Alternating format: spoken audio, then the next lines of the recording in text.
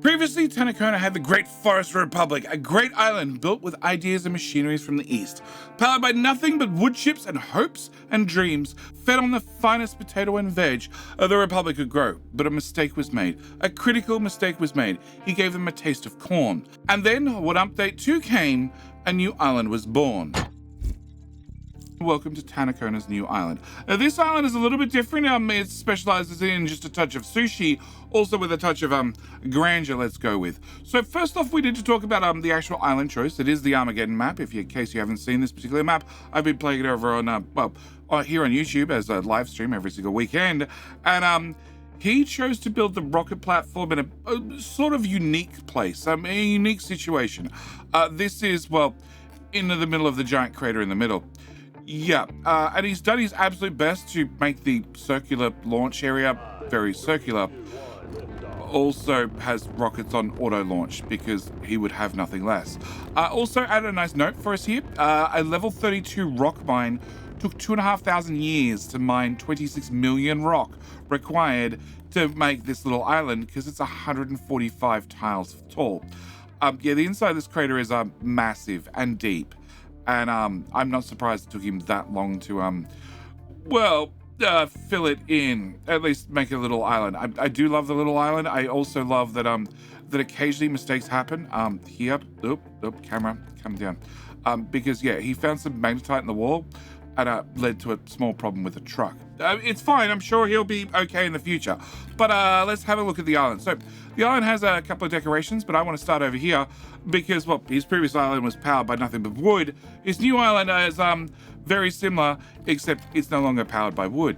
Yep, he's moved on from forestry power. He's found new and exciting adventures, but we're going to stop here for just a moment and talk about his wood production. It has a couple of notes. So, had 384 watts, no, 66 megawatts worth of power could be created right here. Also another 120 megawatts right here, powered by nothing but forestry. An awful lot of forestry. There are remnants of the old areas where he was mining. He is 100% sustainable at this point. And, has some markers for, what is it? Historic Mining Museum. Yep, it's up the hill. Just pop up there and you can have a look-see. As for this area, you can see there is some smoke coming back out of it because it is still working. It is doing a few things. What it's actually doing is, he has poo gas to hydrogen because it's very important you have poo gas. Also, he's still burning a whole lot of wood. And when I say burning wood, I'm not talking about burning it and turning it into wood chips and steam for power. He's burning wood and turning it into, an awful lot of coal.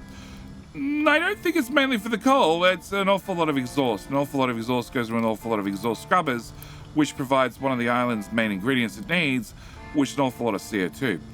An awful lot of CO2, which provides an awful lot of graphite when we get there.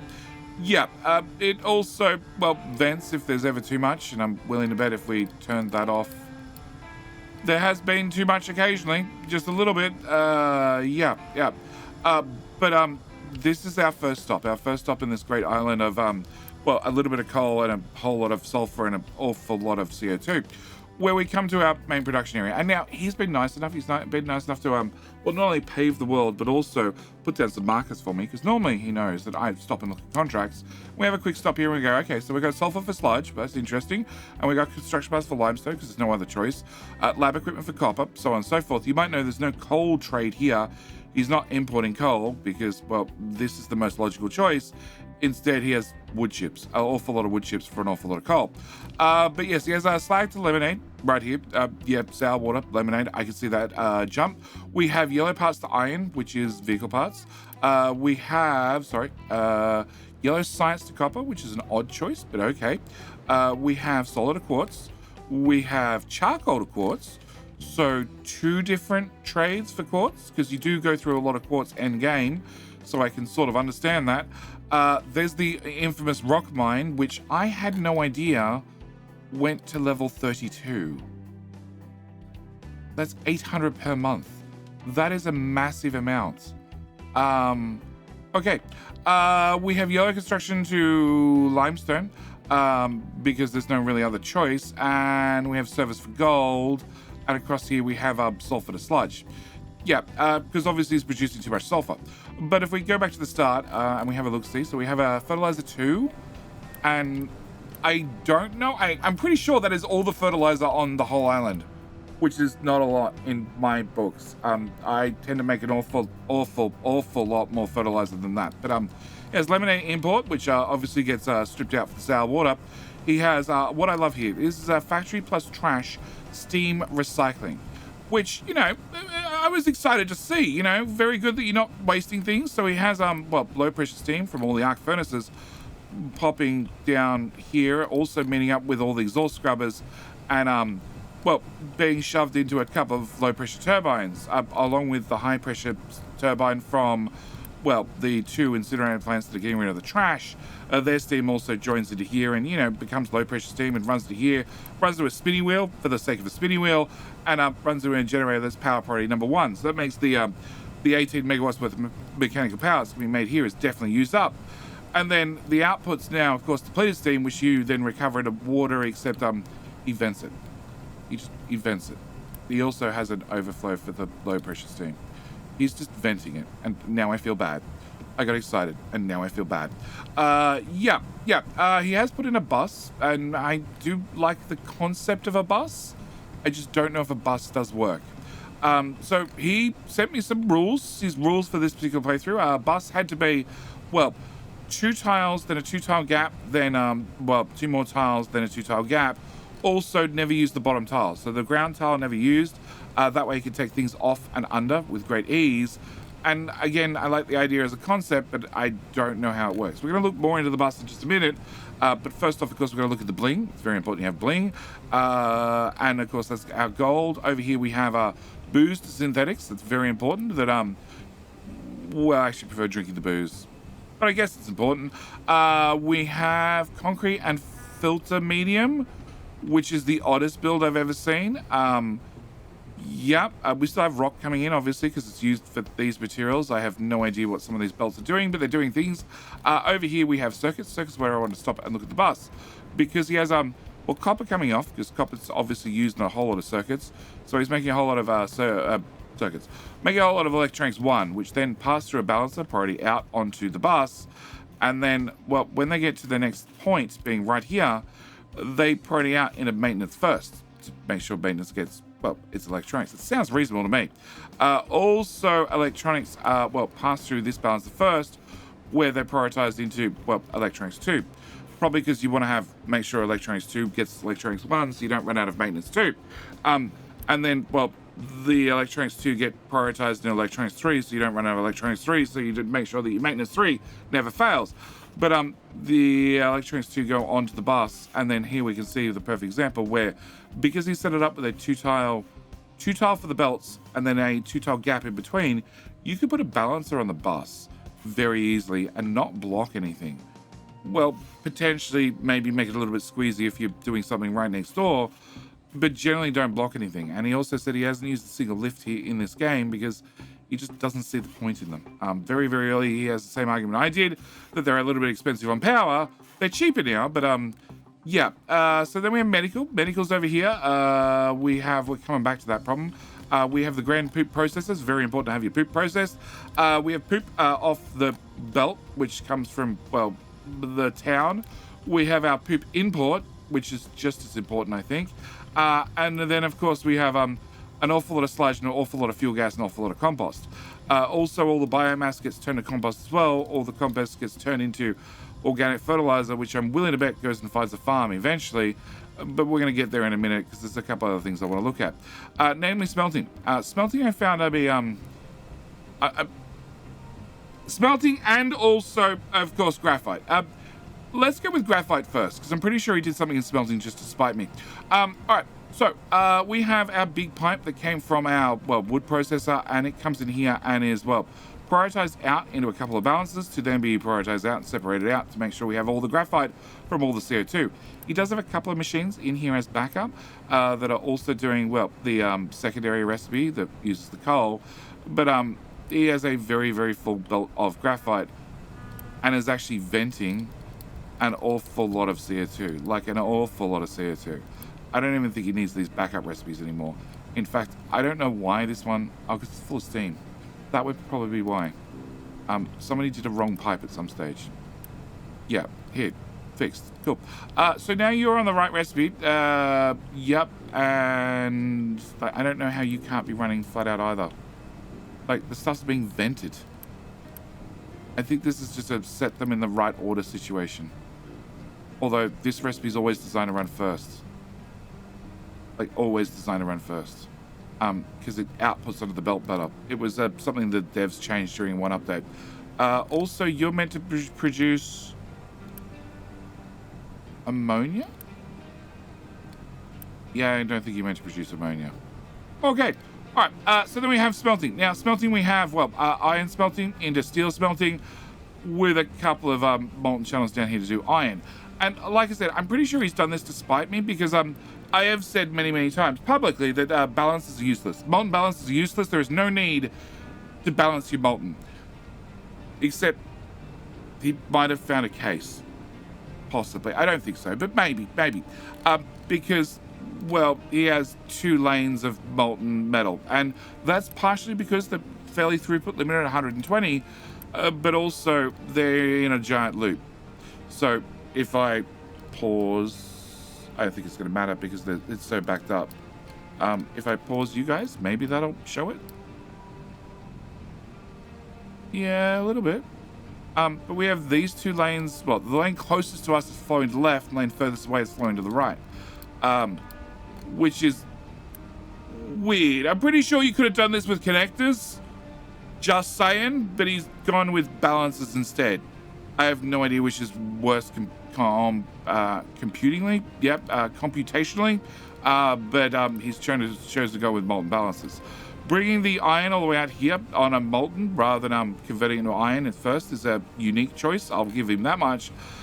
Also having, well, 3 of you doing silicon, and then rather having a set of 4 each, having a set of 6, and having a molten balancer in the back for the 3 inputs and the 2 outputs. Again, like, you could have taken this one through to here and this one through to here and put a T-junction in the end, and for the middle one, it would have just balanced eventually. Yeah, like I said, I think he's doing this to spite me. Yep. I don't still think balances are worth anything. We have glass. Glass, has 3 of these. Again, I don't think we need a balancer.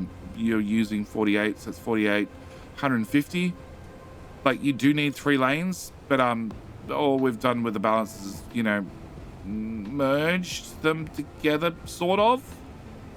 Like, one could be a direct connection, the other 2 could merge together and flow down to here and then split out. Yep. All right. Copper is weird because it's wider-ish. You do 24 and you do 24. Yeah, he's gone for twice the width rather than twice the depth. Because normally you have cool caster, and then you have, electrolysis. So he's gone wide rather than deep. Again, balances. Although this time I might be proven correct because there's no, like, this is ins and that is outs. There's no priorities on them. They're all flowing. I clicked on the one that has priority. They're all flowing in, just you guys making up your own mind. There is one going backward that's going forward that, yeah, I'm pretty sure that the balance is not required. But the bus is very interesting, very cute. I'm not going to complain about it. There is, of course, microchips over here. He's gone with a square design. I've seen the square design take off a couple of times. I don't know how I feel about it. I had a square design that was compact and had all the materials coming in sort of in the middle and flowing across, and then you can mirror it, whereas this doesn't seem to mirror terribly well. But each their own, I guess. And, then we have a couple of contracts. So this is a contract obviously for vehicle parts, and he's put all the important info here. So we have construction, wood, iron, all the different requirements to actually run this particular contract.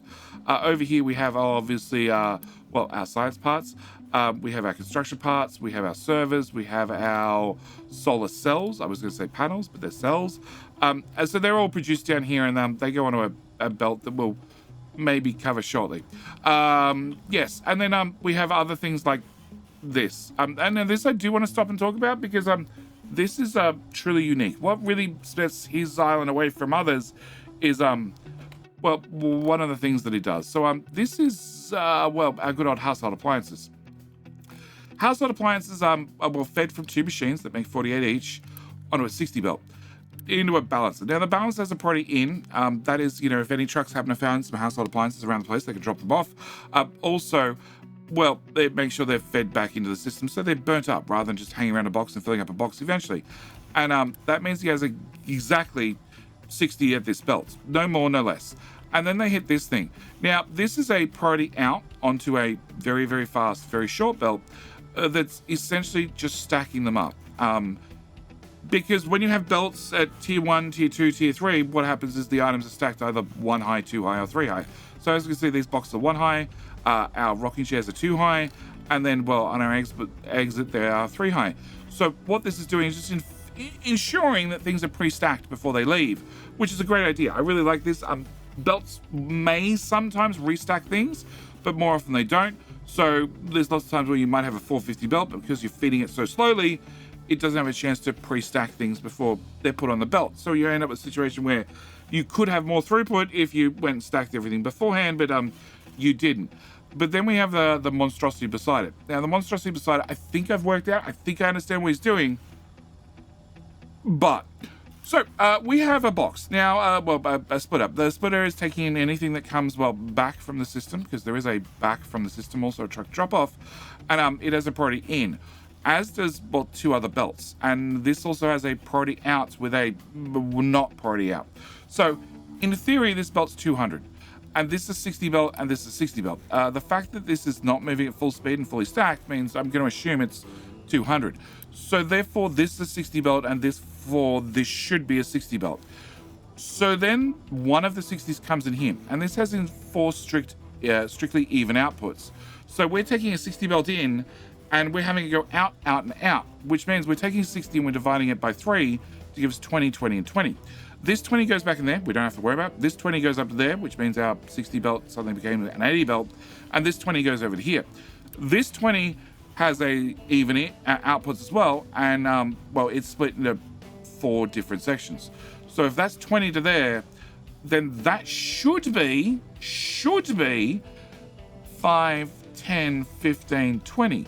So it should be another 5 into this balancer. So we have a 60 belt, a 20 belt, and a 5 belt that is then priority in, priority out, spinning around, stacking up, which means in theory, at this point, there are 85 rocking chairs on the belt, which brings us to his sushi. And this is not the only piece of sushi. I'm not going to talk about this in any great depth, apart from that is a sushi belt for his different contracts. They're coming down here. They're being filtered off. They're having a very short, fully buffered belt because contracts take a little while to get serviced, and everything else is continuing along that's not needed. Well, everything's not needed for this contract continues along, and everything that's too much gets shoved back onto a return belt that pops back. Because the rules with sushi belts is you can't have them stop. They're just not allowed to stop. And you're also not allowed to overload them, because you can't just take a whole lot of rocking chairs, stack them 1 high, and shove them on a 450 belt, because they're going to fill up every slot. So we have medical supplies, rocking chairs, and also, our white goods popping over here. And then they pass through, cooking oil, sugar, and some excess diesel from a whole lot of ethanol, a whole lot of cooking oil. I assume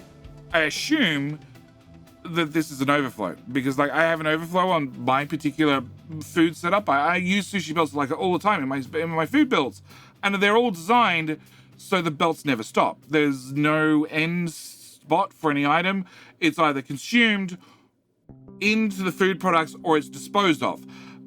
Cooking oil is one of those things that limited ways you can get rid of it is by turning it into diesel if you're not using it as a cooking product. And then these tanks are full. Also, these generators are set to power production level 14, which means they're never going to run.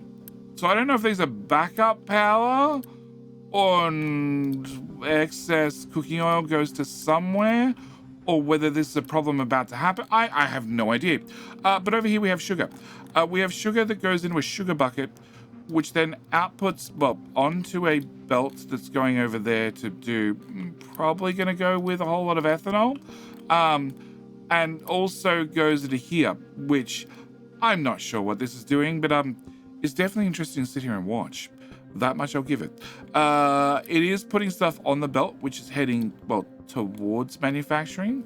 So it's probably to make medical things, maybe. But also there's a belt coming from that direction that's filtering off the sugar that then goes into a bucket that then goes through this mess before ending up. Yeah, I'm not sure what's happening. I've really got no idea what's happening. Yeah. So continue on our sushi belt. Up here we have, well, fruit and also cake and also bread. Cake. Let's stop at cake. Okay, so cake, we're making cake, and cake's going in on a 60 belt, and a 60 belt has a priority in, priority out. So that's a 60 belt to here, I think. And you have even outputs, which is 1, 2, 3, 4, 5, 6, 7. So we're splitting it 7 different ways, and we're gathering 10, 20. Well, hang on, it's 60 belt in. And we're splitting it 7 ways. So that's 1/7, 2/7, 3/7, 4/7, 5/7, 6/7. And our 7/7, we have even outputs. So we're splitting our 7/7 into 4 1/4 sevenths. So that's 1/21st, and then 1/28th. We're putting 3 lots of 28th back onto the belt. So I think this whole thing is pulling off 1/28th of a cake or something like that. Yes. Maths and ratios. Yeah. But cake goes on sushi belt along with, well, flowers and also fruit. And if we continue this along, we now have bread as well. And then, well, cake and eggs and other things. And our other belt still has our 3 main ingredients. Yep. And then as we come up to here, well, we hit the town. Before we hit the town, we hit the data centers. Now, I did mention during my Let's Play just recently that this is why I set the priority on these guys to be a higher priority than these, because as you can see, you have not quite enough chilled water. You have mostly enough chilled water, but if you've been watching the video for long enough, this number's already flickered up here at least once, because there's not quite enough chilled water. And occasionally, just occasionally, the game skips a calculation or something, and you end up at 0 chilled water. When you end up at 0 chilled water, the whole data center turns off. So very, very important. I highly recommend this. You change the priority on your well, water chillers to be slightly higher. That way, if you have a power hiccup, a maintenance hiccup, or whatever, you should lose the data centers first, and therefore always have extra water in the system, because the water chillers should turn off last and turn on first. Also, if you're ever concerned, just have 1 less server in each rack. That's all. Well, in the row of racks. Because now this needs 23.4 chilled water compared to 24, which means if I'm producing 24 and 24, eventually this will fill up. It will take a while, but well, we're 6,500 years into this particular save. A while is perfectly fine. Perfectly fine. All right, back to our sushi belts of sushiness. So we have, well, all the materials coming up, and then stopping at food. Now food, what are we doing? We're doing cake. We're using 53.1, and we were using 27 out of 28s. 27 divided by 28 multiplied by a 60 belt, because that's what it was. So he's moving 57.86 cake up here to feed to the people. Yeah, rather than just putting a 60 belt, he's cut it back ever so slightly. And if he had 26 out of 28s, is that a reasonable number? That's 55. That's still reasonable.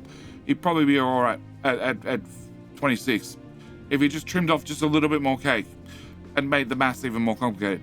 But if we go look at our white goods are at 59.3. So he's putting a 60 belt on there. And what I say the rocking chairs were at? The rocking chairs were at 85. Between a 60 belt, a 20 belt, and a 5 belt, he's using 81. So we have, in every situation, we have the filter, making sure that we're pulling off the household goods, which is then priority fed into, well, the building. And then the extra 0.4 that will eventually build up sooner or later is just going to get kicked back out to the sushi belt. And actually, we just had some household appliances. They wouldn't fit in here, so they got kicked back out to the sushi belt, and they're just going to flow back down the town. At the same time, you know, they may pick up some extra things like well, trash. Trash on the same belt. Trash is on the same belt. So trash is on the same belt, heading back. So he's gone all out with his sushi, and all the food is now on the same sushi belt going back, which leads to some very, very complicated sushi that you need to deal with at the other end. Yeah, over the back of his town, we have, of course, the wonderful potatoes and vegetables, because that's what the First Republic was born on, and this is his whole town complex. 7,500 people. It's not big, it's not giant, but it does what he needs, because the island is not powered on wood. That was the previous island. He's gone for a slightly different method, and that is farms. There is an awful lot of farms, an awful lot of farms, and it's all running over here with well, Luigi and also Link and Pac-Man. He's making corn. He has what is the number? She's written right here for me. 220 farms. 220 farms that are, oddly enough, all having a fertility penalty because he doesn't have crop rotation. He is feeding them with fertilizer to make sure that he hits a target amount of output, I guess. But that's a 3 month. This is a 2 month penalty. So no crops for 3 months. So that costs you nothing. This is 2 months to run green manure, and it's going to cost you 18 water per month. Can I do that one? And that would push the fertility, the natural fertility, up to 77. So yeah, I'm not sure why he didn't go for some sort of green manure crop rotation. I understand not wanting to go for full crop rotation because you want to make sure that all your corn farms are producing nothing but corn to keep the maths and the belt weaving a little bit simpler. But yes, there is 540 rain catchers to keep this system running, like here and here. Being that we're on the Armageddon map, like there is plenty of space here to do things and launch rockets. So it's not a short on space map, but there's still a lot of farming space, like an awful lot of farming space. But yes, all the corn comes in here, and I assume when he first told me about this map, that obviously thought surely he's turning all that corn into corn mash, and all the corn mash into all the ethanol. And then he told me no, it's actually way more power efficient, maintenance efficient, everything efficient to turn it to animal feed, and then take the animal feed and burn it for steam into, well, high pressure turbines. Now, again, high pressure turbines has gone for a turbine 1 over a turbine 2 because, well, cost on maintenance. A high pressure turbine obviously needs 2 people, does 24 steam. High pressure turbine 2 needs 2 people, does 48 steam, so twice as much, therefore takes up half the amount of space, but also needs maintenance 2. Needs the same amount of maintenance 2, but maintenance 2 is vastly more expensive than maintenance 3. Does have the tier 2 electric generators on here because, well, one of these little guys does 3 megawatts, one of these guys does 18 megawatts with mechanical power, but you cost 0.69 uni, 0.69 maintenance rather, and you do 1/6 the amount of the other ones, which would be for 6 of these little guys 14.14, and this is 14.16.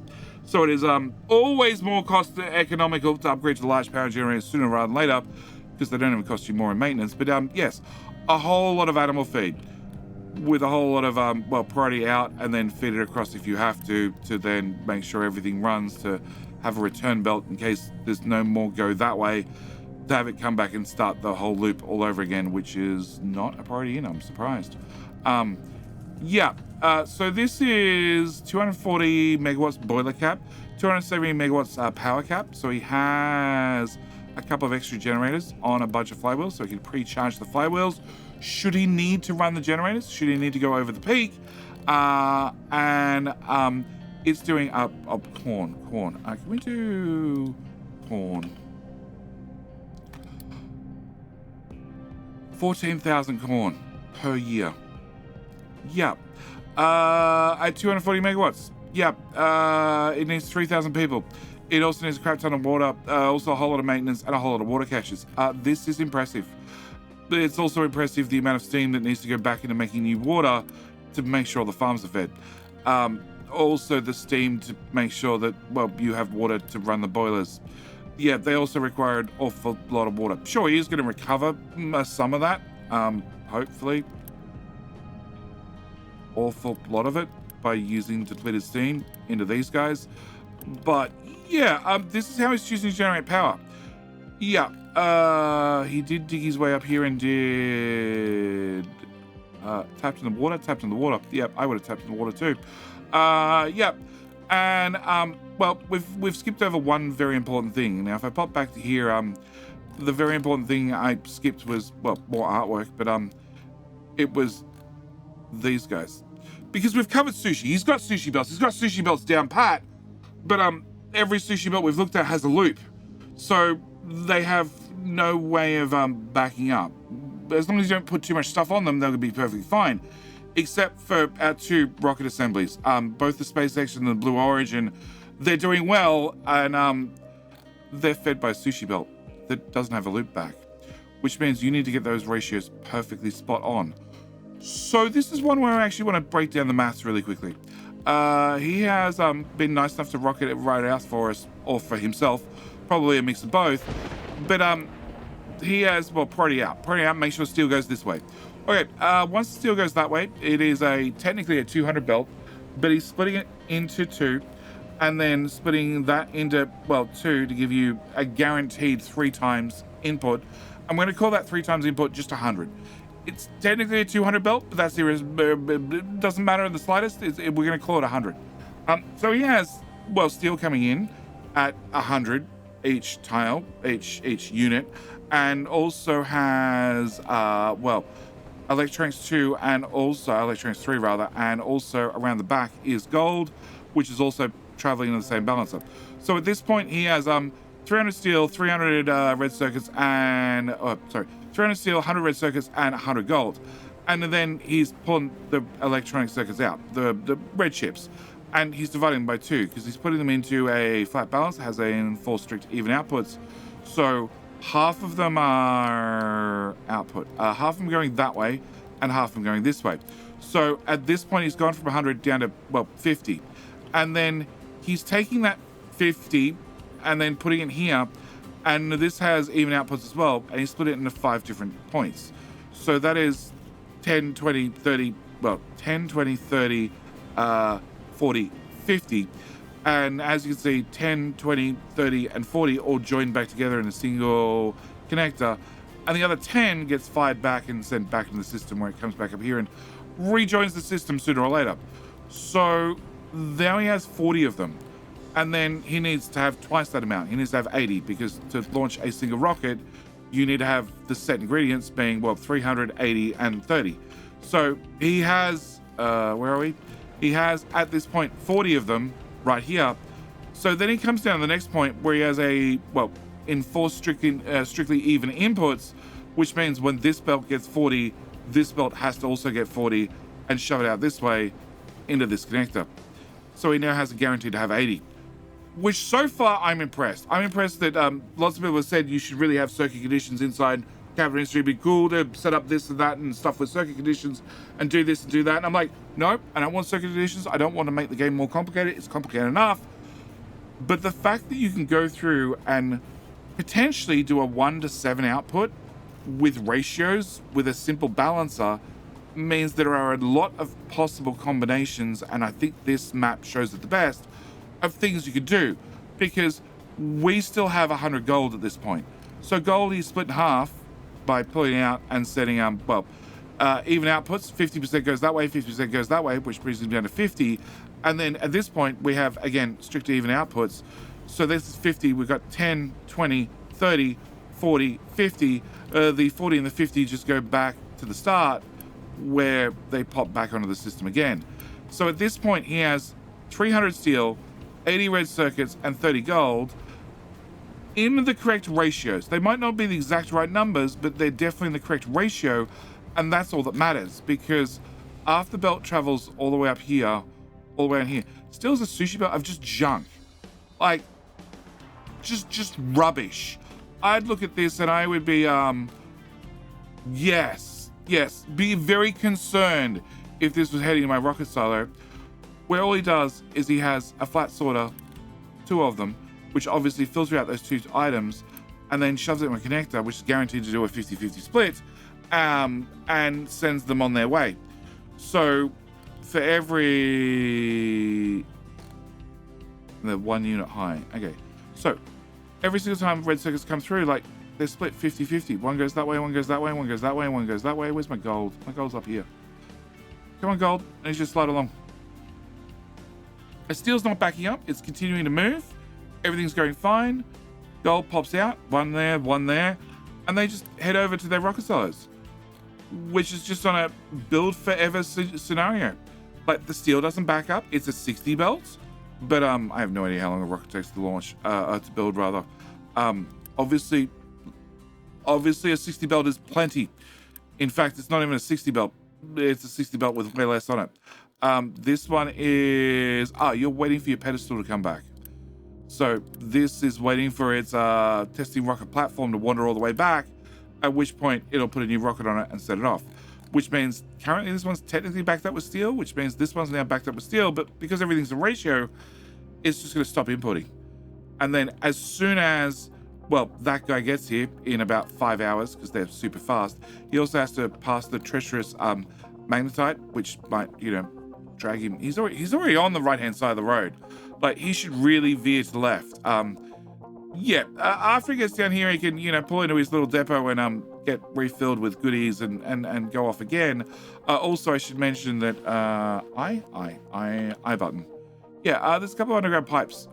This is, of course, for hydrogen, water, and where's the third one? That side, fuel gas. Because he has, the good old statues of maintenance all the way up here, along with the Scott Manley Launch Complex and also the Marcus House Launch Complex, in case you ever want to find out about more space stuff. I can highly recommend both these YouTubers, and they're just launching rockets non-stop.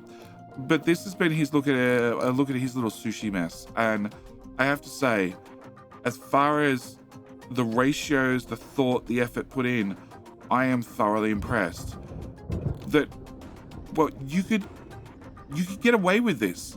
I always thought it was possible, but I've never seen somebody try it. So thank you very much, Tanakona, for sending me your map. Let me have a look, letting me share with the community, and I wish you all the luck in update number 3 with trains. That's gonna be interesting. I don't know, maybe we'll make a roller coaster for us. But with the rockets back up and running and rockets being launched, I'm going to call this video here. As always, thank you guys so much for watching. Do hope you've enjoyed. And if you're interested in seeing his first wonderful island republic, where he just fed the people, well, fruit, veg with a little bit of corn, using the worst machinery from the east, by all means, have a look at the video up in the top right-hand corner, also down in the description, and have a look at his original base for update number 1. Otherwise, get a call here. Thank you for watching. Hope you've enjoyed, and I'll see you in, well, the very next video. All right, bye.